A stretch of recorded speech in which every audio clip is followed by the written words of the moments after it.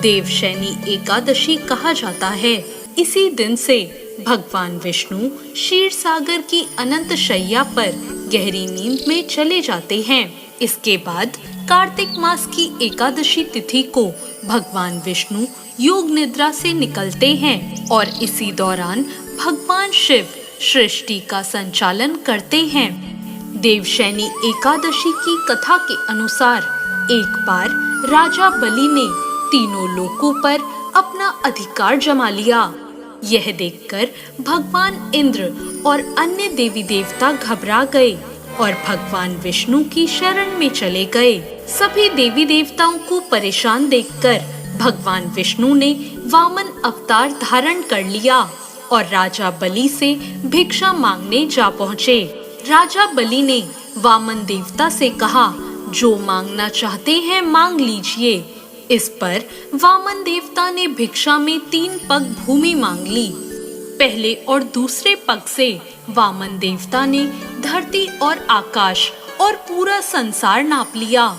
जब तीसरे पग के लिए कोई जगह नहीं बची तो राजा बलि से वामन देवता ने पूछा कि तीसरा पग मैं कहाँ रखूं?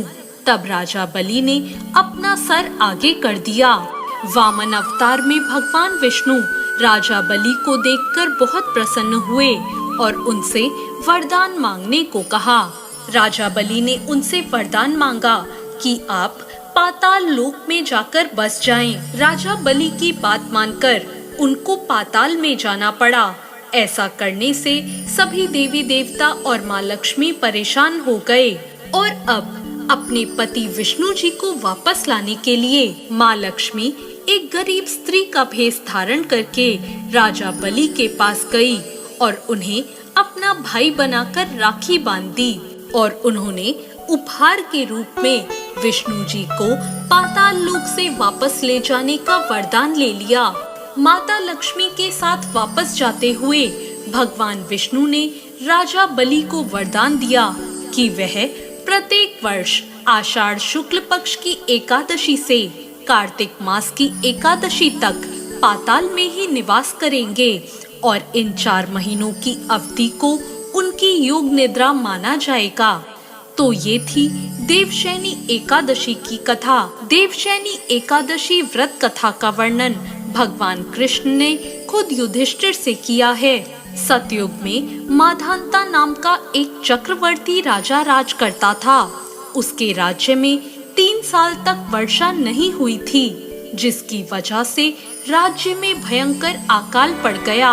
अकाल की वजह से चारों ओर हाहाकार मच गया। राज्य के लोगों के अंदर धार्मिक भावनाएं कम होने लगी। प्रजा राजा के पास जाकर अपना दर्द बताती, जिससे राजा भी बहुत चिंतित थे। राजा माधांता को लगता कि आखिर ऐसा कौन सा पाप हो गया जिसकी हमें सजा मिल रही है। इस संकट से मुक्ति पाने के लिए राजा अपनी सेना के साथ ब्रह्मा जी के पुत्र अंगिरा ऋषि के आश्रम पहुँचे। अंगिरा ऋषि ने उनके आने का कारण पूछा।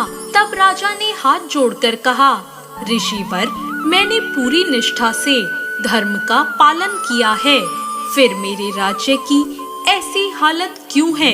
कृपा करके मुझे इसका समाधान बताइए। अंगिरा ऋषि ने कहा, यह सतयुग है, यहाँ छोटे से पाप का भी दंड बहुत बड़ा मिलता है। अंगिरा ऋषि ने राजा को आषाढ़ मास के शुक्ल पक्ष की एकादशी का व्रत करने को कहा। अंगिरा ऋषि ने कहा, इस व्रत का फल तुम्हें जरूर मिलेगा।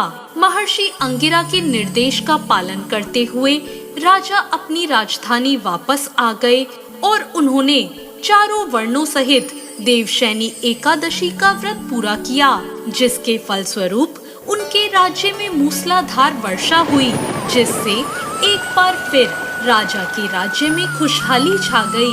तो ये थी देवशैनी एकादशी की व्रत कथा। आपको ये कथा कैसी लगी कमेंट बॉक्स में जरूर बताएं।